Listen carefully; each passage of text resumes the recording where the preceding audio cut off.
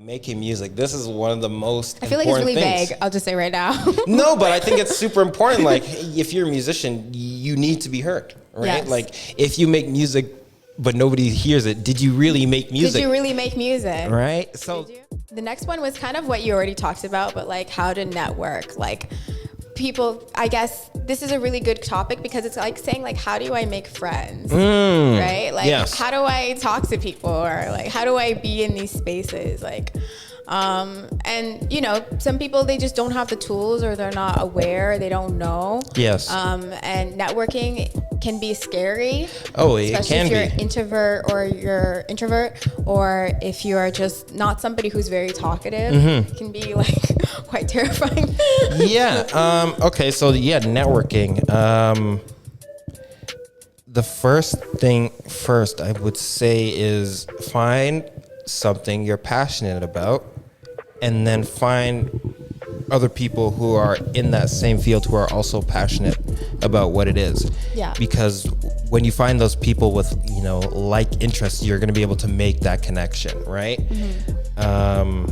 Now, I guess it would be maybe easier said than done, but like, say you do pottery or whatever, right? You make your pots, and maybe there's a subreddit you can join. Maybe there's an Instagram page that posts like local pottery stuff. So you follow that. Right? You see who's commenting on those posts, or where's a pottery studio near me? Like, check Google. Do your research. Do your research. And then the next step is literally, you have to step outside your comfort zone, right? Like everything you want is almost like on the other side. Right on the other side of your comfort zone. So like, if you want to have a friend, you have to go outside your comfort zone to like go outside and like meet someone new, right? Like you can do it online, but I think when you put the time into meeting people in real life, like those kind of connections are I think they're a lot different than the ones where they're only online. Yeah. Right? Like if you can, meet these people in person, work on a project together, or like, help them with something, and then they're more likely to help you. So I think those are really good ways to get yourself out there and start networking. Yeah. And don't think like everything needs to be like super transactional. Like you can do favors for other people. Yeah. Favors and volunteer work, like those will get you so far in life. Yeah. There's been like many times where I've just helped people, or I just did something. I don't really ask for anything in return. I'm actually like, I'm the one giving. Yeah. And to me, that's what like fuels me, or like fills me up at the end of the day. Yeah. So, like try not to make everything transactional. Just like give what you can. And that's how you make more networks, because then people see you as like a giving or a trustworthy person, and they're more likely to be like in favor of you and like what you do. They're more likely to want to see you succeed, right? Yeah. And when people want to see you succeed, they help you, right? So it's like I was saying, if you show somebody one of your songs, and then maybe they might be playing it just because they like the song, but they're their friend, or like maybe they go to a party like, oh, let me play my one friend's song, and those people are like, yo, give me the aux, let me play my one. But it's like you need those people in your life, because they're the ones that get your music played, or like or just it's I think networking is one of those things where it is a skill, right? It's not something that you can just start doing and be good at it, right? Like not everyone's just gonna be able to go and just talk to different people about different things. Like you do have to. It takes some time. Like I would say 4 years ago, where was I 4 years? I was doing my like office job. I was studying computer networking, and then I made the decision, let me study human networking. You know what I mean? Because I can deal with computers and understand how they talk to each other, but how do people talk to each other? And I'm still, learning. And I think the more I go out there, the more I, volunteer my services, or the more I just offer to help people, the more opportunities are there around me. And eventually people start like just bringing stuff to you, like, hey, like, you help me with this, I have this for you, you know what I mean? And you never really know. And so just volunteer, go out there, step outside your comfort zone. And it doesn't have to be a huge step. Yeah. You know what I mean? And you can step out of your comfort zone and then go back into it. It's not like you step out and then you're like retreat. Yeah, no, but you can, right? Yeah. You can go out a little bit and then come back. And then the next time you go out a little bit further, you come back, you right? Come back, yeah. So, and that's one of the reasons why I called, the listeners of Chez Dante explorers, right? Explorers, okay. Because we're all exploring. So everyone goes out, they explore, they go outside their comfort zone, and then they come back, right? Mm-hmm. So right now, we're doing this episode, and technically, I would say we're exploring these ideas, right? So we're going outside of our comfort zone. We're doing this conversation. We're live on Instagram. We're recording on YouTube and all these things, and then we're gonna take all the information and then we're gonna come back to the comfort zone, So, outside of your comfort zone is not necessarily negative. It's just what you're not familiar with, right? So the more you're able to familiarize yourself with, the less chaos it will actually be. Mm-hmm. There is like a saying, like, get comfortable with being uncomfortable. Oh, yeah. Right? Yeah. Like, you have to really just be like, dang, this is really uncomfortable, but I know it's going to bring me to another place, another realization, another opportunity. Yep. And, you just have to just be uncomfortable. And yeah. And that's another thing that I think a lot of people, maybe they forget or they don't realize, but sometimes people do things while they're uncomfortable. Yeah. Right? Like some people, they'll be like, oh, like when I'm more comfortable, then I'll start networking. But there are some people that they'll still go networking, but while they're uncomfortable. Yes. You know what I mean? Like I was at a networking event like a couple weeks ago, and I wasn't like the most comfortable, but like I was still there talking to people. I was making sure my handshake was like nice and firm. Yo, some people will squeeze the life out of my hands. I'm like, I could have done this to you. Yeah, how do you think I feel? This is my hand. I know, right? But like, you go out there and you experience these things, and you learn a little bit more. So like, that was, even though it was the end of the year, probably the first formal networking event that I went to. But like, going to a house party is still technically a networking event. Going to the mall is still technically a networking event. Like you can, anywhere there's people, you're networking. We all live in we have like social networks, but then there's a legit social network. Physical network. There's a physical social network. Yeah. Don't forget that there's a real life out there. Don't forget there's a real life. It's not just Instagram. See the Instagram live, like. Go live your life after this episode. Yeah, but it's true. Like you go outside and you just see who's around. Like, what local businesses are around you or whatever. Who are some shop tellers that are near you that you can become friends with? Like there was when I was living out here, there was a local dispensary that had just opened up, right? And the people there, they gave me like such good advice. I don't know if there's people that smoke weed or anything, but like they gave me like good advice. Like, okay, you want to buy this and do this and save it. And I was like, I really appreciate when people do things like that. Yeah. So in return, I gave those guys like a dozen of donuts, right? Just be like, you guys didn't have to go above and beyond for me. So like, this is Here for you guys. go. But then since then, it's like, there's that community aspect where you're connected with them. They tell you about things, you tell you about things. And once again, that's how you network and build connections. So. That's how you. And I would say, to build off that, don't think that your networking is just about your business only, your music only, your podcast 100%. only. Because networking is like a skill and it's a muscle that you have to exercise, and you can do it in many different ways that have absolutely no relation to what you do professionally. So just make sure and it's good to practice that skill. Yeah. When my mom was working at a market doing hair, that was a great way for me to network, talk to other people. It was like the same thing, marketplace, all that things. Yeah. And it had nothing to do with what I did. Yeah. Right? But it's just about building relationships in other ways. So make sure you're exercising that skill in other ways, and really just being of service and and talking to people. The last thing I would also say is just to be authentic. Don't try and go in there with any hidden agendas or whatever. If you do want to get help with your music, say hey, when you first meet the person, it's hey, I'm an artist. I'm also doing these things. Yeah.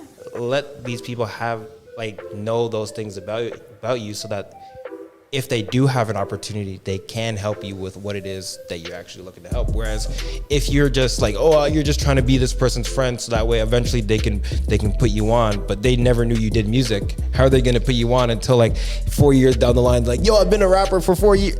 Like, you got to be upfront and just be genuine. And like I said, build genuine connections, be friendly and of service.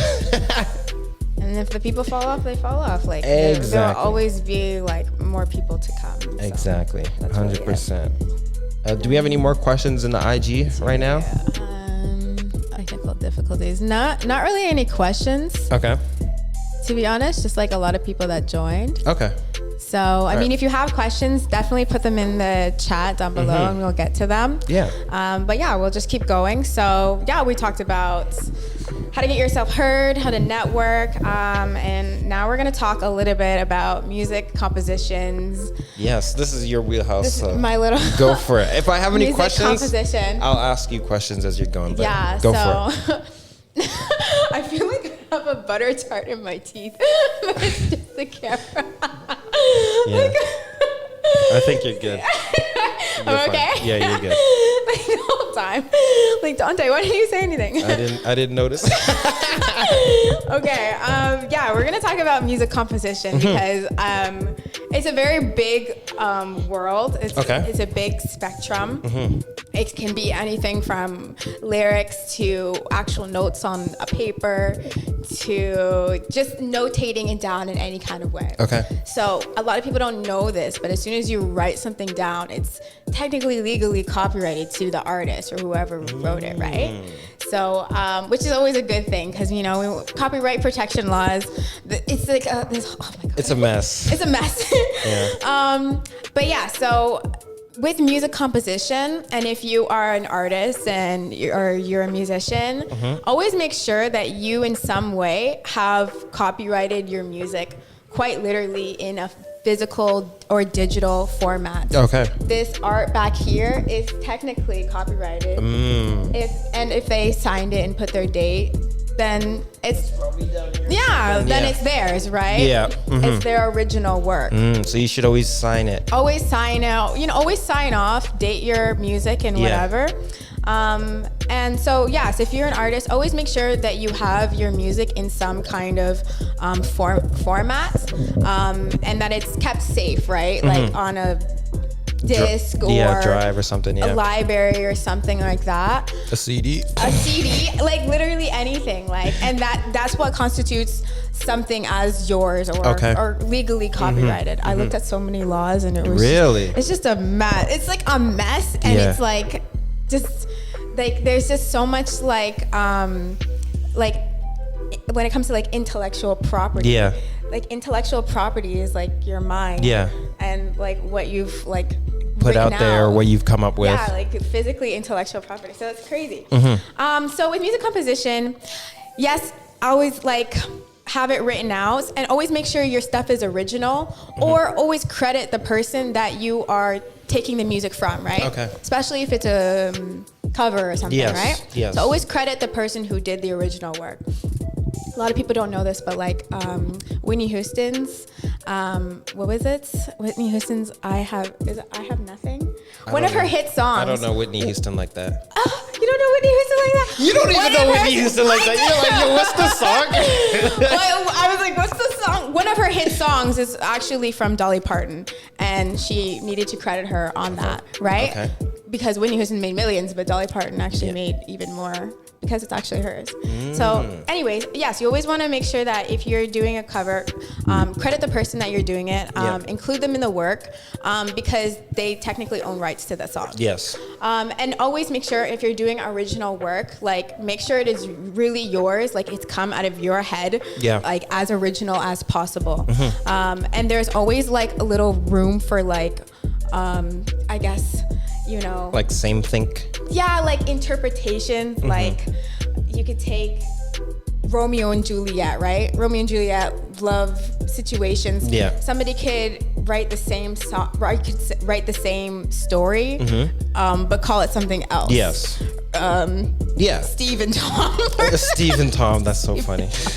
Well, like, yeah. Like same concept. Yeah, like same story, but like different people, right? Yeah, well, I think most stories are like that. And I talk about this a lot on this podcast, but like there's only like 6 or 7 original stories. All other stories are based off of those. Yes. You know what I mean? Like the Romeo and Juliet story, like actually, okay, do you remember that one? There's a movie, it was called Gnomeo and Juliet. Do you remember? Yeah, the one with the gnomes. Yeah. It's the same story, it's but the same thing. It's with gnomes and they changed it up, but it's still the same idea. Yeah. And I think most stories are like that, where they just get the core story and then they strip everything off of it and then they put something else on it, but it's still the same skeleton. Right. You know what I mean? Like you look at Harry Potter, for example, right? Mm-hmm. And then look at the Bible and like, whoa, like apparently they're one and the same. But it's the same story almost.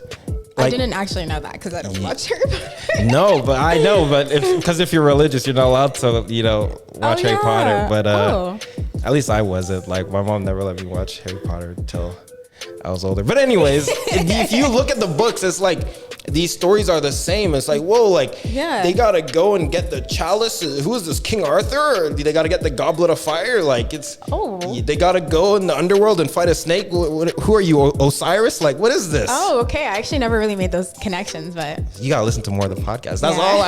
Everything is connected. Everything is a social network, or in computer terms, we live in a full mesh topology, meaning every node is connected to every node on the network. So that light is connected to that chair in some way that we don't know. Right. But anyways, where did we kind of veered off? I had a thought. Whitney Houston. Well, no, and not then Whitney owning Houston. the rights. Well, like the skeleton, the story, right? The story, yes. So it goes back to like if you cover somebody or if you have your own original idea, but it's kind of taken from somebody else and you're using that as a skeleton, like, yes, that's okay. That's what music is built on, but always try to make things as original as possible. Yes. Because, like, I'm not saying like lawsuits happen like regularly, but you don't want them to happen. You don't want them to happen. You actually want to protect yourself as much as possible. And that's why with music composition and copywriting your own music is really important, because you're protecting your music from lawsuits, eventual lawsuits. Yeah. I just want to do a quick shameless plug. Go for it. Really quickly for IslaMar, my little business on the side. It's technically like a record label and music composition and teaching. So I printed like the nice thick copies. Oh, it's like the thick paper. What kind of this paper costs $20 a sheet? Like, dang. Listen to how thick this paper is. Hey. For the audio listeners, I know you can tell this paper is thick. Thick with 2 C's. Okay. So I just printed off. Got it? Maybe I'll show it to the camera. Yeah, go for it. I did print off Spanish Rose, which is now available at IslaMar.ca. So, and here is a great example of, putting your work on like an actual physical format, right? Because now it's technically yours. Right? Yes. So, if you haven't already picked up your sheet music of Spanish Rose, I'm also dropping Spanish Rose solo piano at the end of the month. Okay. Because I've gotten such a good response on the first song that I did. Okay. So now I kind of just stripped it down and did piano, because that's what people are here for. They're here for the piano. Yeah. And you can pick up your copy. This is for advanced and intermediate players. Oh. What just happened? I don't know what's going on there. Did someone request? No, I think it's your Bluetooth. No, I think we're still good. I think we're good. This is for advanced and intermediate players. I wouldn't really recommend it for like beginners. Oh yeah. Because it's even if you look at it, the first chord it's It's a G minor 7 chord. Oh, 100%. Right? Yeah, I was just about to say that. You're like, I was just about to say, and the next chord is an F sharp diminished. So he's like, of course I can pick that up, right? Yeah. But yeah, this would be for intermediate and advanced players. So it's in lead sheet format. So lead sheet is kind of like fake music, how they have in jazz. Fake music is for the people who don't know how to read note by note on the staff, right? I don't even know what that means. Okay. So note by note on the staff. Note by note is like, you see how there's like lines, and then you see how there's like little notes on the staff. Okay, so what is the staff? Teach me about music. So the staff is like these 5 lines. Okay, that's a staff. That's a staff, right? Yes. And then each little circle is a note. Yes. And it's called something. So this note is called a G. Okay. And the note on top of that is called an A. And yeah. Overall, it makes a chord called My G7. piano lessons are like right. My piano lessons, right? Just a quick one, right? Yeah. So these chords on top are for people who don't know what these notes are, or don't particularly read. So you would just read this instead of looking at the note, that, right? Okay. Yeah, that's how it is. And then these notes are for people who read music, but don't necessarily know how to read chords. Okay. And if you do both, like me, you could refer to either or, right? So that's why I created Spanish Rose. Yep. It's for people who know how to do both, who can read music, and who are at an advanced or intermediate level. Nice. And is this something you teach like as a practice? Like, do you teach Spanish Rose for people that want to learn it, or is it like you teach? I know you teach other things, but like this specifically, do you teach this yet? I have not taught it yet. Okay. I would definitely like to teach it. Okay. But it does require somebody who's more advanced. More advanced. Gotcha. And I guess I wouldn't be teaching at that level. They would just be like, okay, how do you finger placements or like we'd be talking more details like dynamicism or like things like that. More got you. So more about composition, like composition. What else goes into making something like that to where you're able to read it in those 2 different forms? Or like what else actually goes into making this? Yeah. So you need what's it called? I'm at a loss of words. It's a music notation system. Okay. You need a music notation system. That usually helps because it's like digital. You can input the numbers, you can input the notes, and then you can manually put them in. Okay. Or you can like build chords on it. It's like, I don't know how to explain it. It's just like it's a tool that you would use, It's like a tool. It's like Does it read what you're playing? Yeah, like so. If I inputted a MIDI, and then I had it hooked up to my keyboard, it could read the chords, the pitches, everything. Right? Okay, that makes sense. Sometimes it's not very accurate. Like I look at that, I'm like, that's wrong, but it's a computer, right? Yes. So it'll pick up what it thinks that it hears, right? So. Yes, you can start with a musical notation system, or you can write it out by hand. I do both. Okay. Either or is fine. And then you just you don't need to put like your business name, like if you have a business name, put it on, but you always want to sign it off with your name. And yes. Well, that makes sense because the copyright, as you're mentioning. So, yes. So when you're coming up with this song, do you come up with the notation first, or are you playing it? It's kind of a mixture of both. It's usually the melody first, and then when I have the melody down, then the keys, and then after that comes the notation. Okay. Because then the notation is like everything's kind of set in stone. Got you. This is how I want it to sound like, and this is how I want it to be played. Got it. I was gonna say something else. Like when it comes to musical notation, and this is the part that actually is what is considered work, is that it actually takes a long time. It takes quite literally hours. Really? I mean, it's like a painting, right? Yeah. If you want to perfect it, you got to go back. You got to change things. You got to patch things up. Like that thing's wrong. This is not the